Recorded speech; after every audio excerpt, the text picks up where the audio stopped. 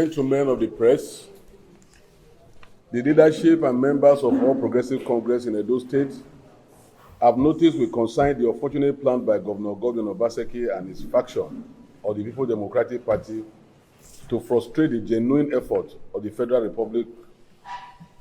government to considerably reduce the impact of economic hardship on Nigeria, especially here in Edo State. Yesterday, Edo people watched Obaseki in disbelief during his hurriedly put together broadcast on how his 8-minute speech, he refused to acknowledge or give account of the various financial grants and other palliative his administration has received from the federal government. Instead, as usual, he wobbled and fumbled while struggling to blame his failure on his imaginary fiction story of plan by APC to attack government institutions in Edo State.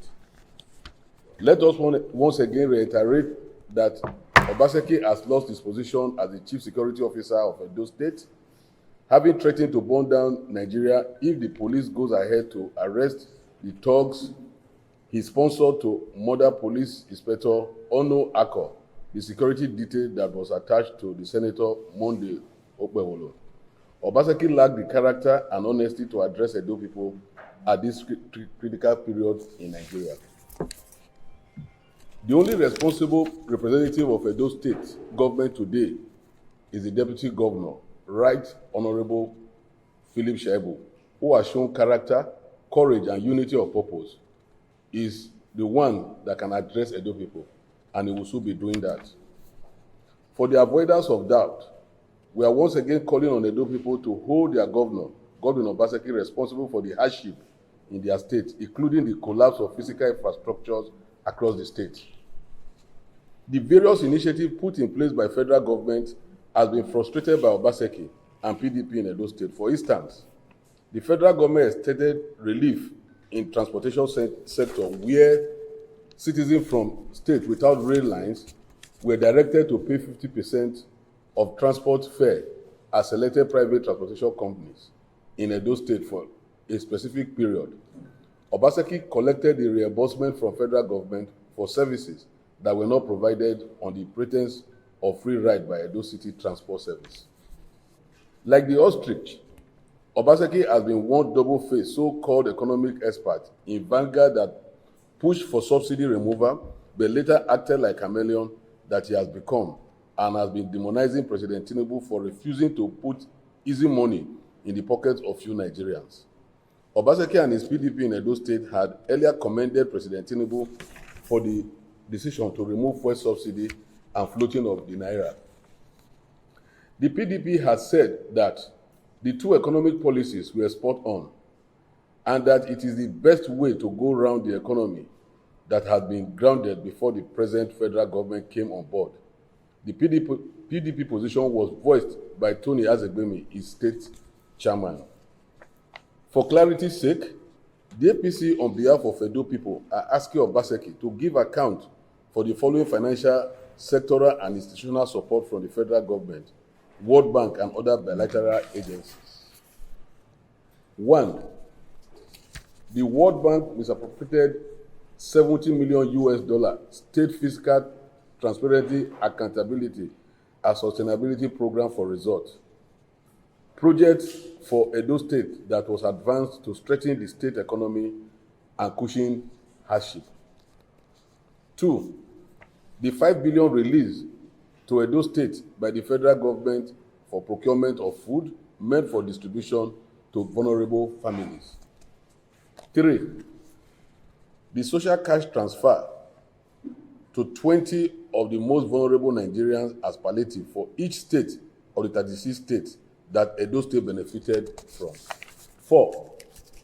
1 year ago, exactly on Independence Day, Obaseki told Edo people that his administration has placed order for new compressed natural gas buses to boost its fleet for the state free transport scheme.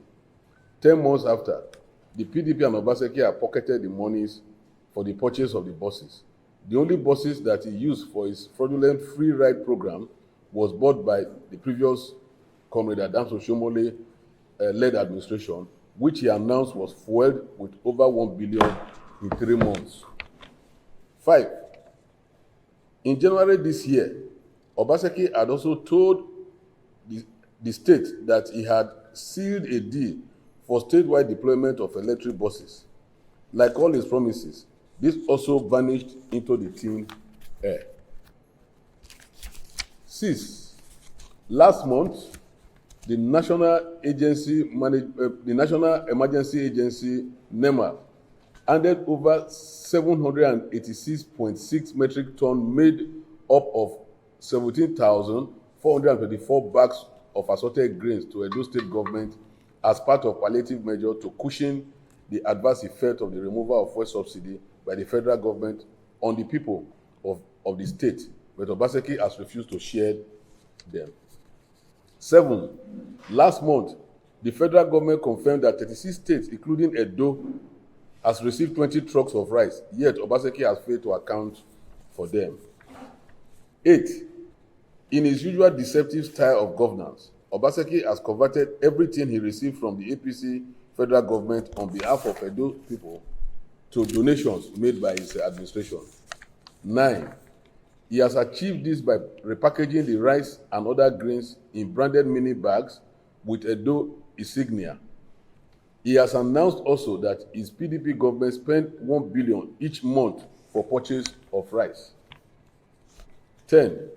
If Edo were ever in doubt, the video that emerged in social media today, where an abandoned trailer load of repackaged federal government rice with Edo State government inscription was discovered by Urora residents, has exposed Obaseki's deliberate plan to deprive Edo people from accessing the different palliative measures. We have intelligence of several warehouses in the state hoarding rice and other grains meant for Edo people. There are reports also that substantial parts of the rice are being sold in market by a prominent PDP market woman leader. 11. What Obaseki has succeeded in doing amounts to economic sabotage, as certainly he should have a date with Economic and Financial Crime Commission. That is the more reason why we say he already has a prison number. Number 12. Obaseki sold the state-owned fertilizer company to his friend and who recalibrated the plant to produce fertilizer that cannot be used by our farmers. The company sells their product to farmers in the northern states. 13. In March 2020, the APC federal government, under ex-President Muhammadu Buhari, approved a single-digit interest 5 billion loan through the Central Bank of Nigeria for farmers in Edo State. Instead of allowing the farmers to access the loan, the funds were deposited in Sterling Bank. From it was wasted by Obaseki or consultants. At a point, farmers who managed to open accounts in Sterling Bank received debit alert for transactions that were carried out on their behalf in Edo Government House. The remainder was gifted to portfolio farmers who are cronies of Obaseki, commissioners, and special advisors. 14.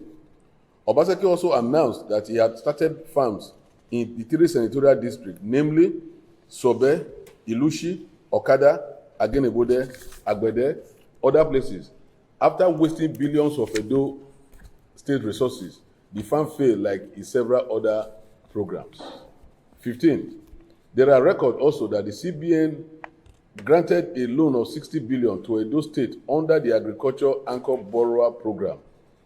He disbursed the loan to companies owned by expatriates, single crop farmers, where he has shared. He went ahead to chase away local farmers from lands which he has in turn given to these companies. 16.